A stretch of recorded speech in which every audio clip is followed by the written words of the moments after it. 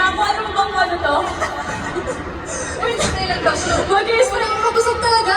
Yes, nakakabusog talaga. Yun eh. Extra, extra, extra. Extra big. Okay. Wow. And good thing they have 5 flavors. Kasi, well, lahat tayo, iba-iba. And we all want different things. So, buti na lang. Yes. Iba-iba tayo ng gustong flavor, pero sa isang brand lang ang bagsak natin.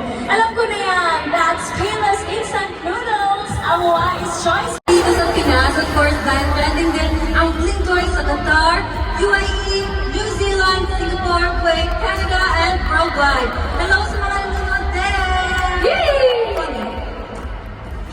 Yes, and top song din ng Bling Toys sa iTunes, #1 in the Philippines, UAE,